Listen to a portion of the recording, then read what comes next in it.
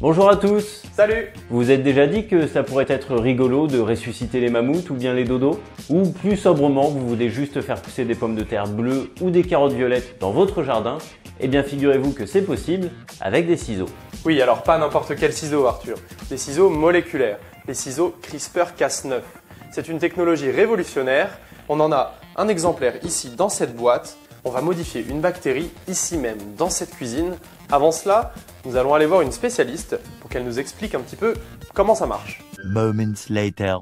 Bonjour Karine, avant de parler des CRISPR-Cas9 qui permettent donc de modifier de l'ADN, est-ce que vous pourriez nous rappeler ce qu'est l'ADN et quelle est sa fonction? L'ADN, c'est un des éléments les plus petits qu'on a dans chacune de nos cellules qui constituent l'organisme. Et donc, c'est ce qu'on appelle le support de l'information génétique. Donc, c'est une double hélice dont chacun des deux brins sont reliés par une sorte de barreaux d'échelle. Et en fait, dans chacune de nos cellules, on a 3 milliards de ces barreaux d'échelle. Mais ce qui contient l'information, c'est l'enchaînement de ces barreaux. Donc, changer quelque chose sur l'ADN, ça peut avoir un effet, disons, macroscopique sur le fonctionnement d'un organisme. Ok, d'accord, c'est plus clair. Maintenant, est-ce que vous pouvez nous expliquer la technologie CRISPR-Cas9? Pourquoi on dit CRISPR-Cas9 d'abord? En fait, c'est qu'il y a deux partenaires. Cas9, c'est une protéine, donc c'est les ciseaux, Cas9.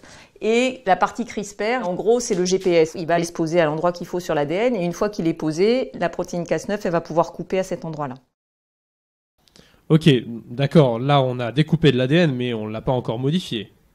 Ensuite, la modification, c'est en fait la machinerie de la cellule qui le fait.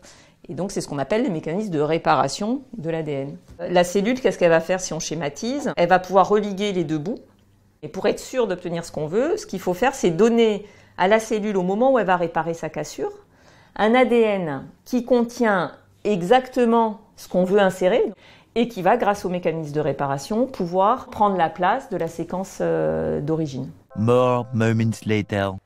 Côté théorie, on est calé, donc on va pouvoir passer à la pratique. Dans cette boîte, nous avons donc du matériel pour réaliser la manipulation, Une bactérie Escherichia coli dont nous allons modifier l'ADN. un milieu qui contient une molécule appelée streptomycine qui empêche la bactérie E. coli de se multiplier, Une solution qui va rendre poreuses les parois de la cellule pour que puisse rentrer. CRISPR, Cas9 et un brin d'ADN résistant à la streptomycine.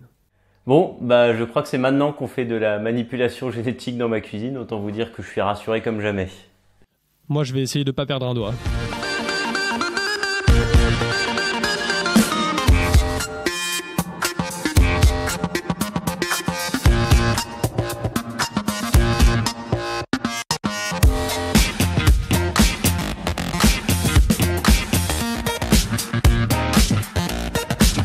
Two hours later.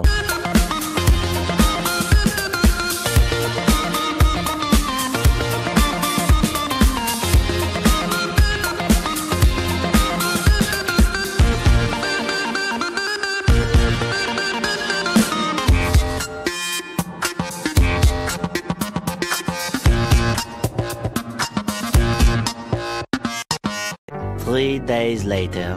C'est l'heure du verdict. À gauche, on voit une multitude de colonies de bactéries malgré la streptomycine. Cela veut donc dire que la modification de l'ADN a fonctionné. À droite, la bactérie non modifiée n'a elle pas pu se développer. Et on ne voit donc strictement aucune colonie. Et bien maintenant, c'est sûr, nous avons réussi à utiliser la technologie CRISPR-Cas9, ces fameux ciseaux moléculaires. Alors après, effectivement, on n'a ni ressuscité des dodos, ni éradiqué le paludisme, mais enfin, je pense que c'est déjà pas mal d'avoir réussi à modifier l'ADN d'un organisme vivant dans une cuisine sans matériel de laboratoire. Ça c'est sûr.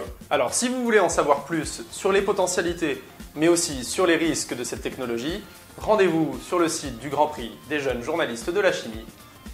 Salut! Salut!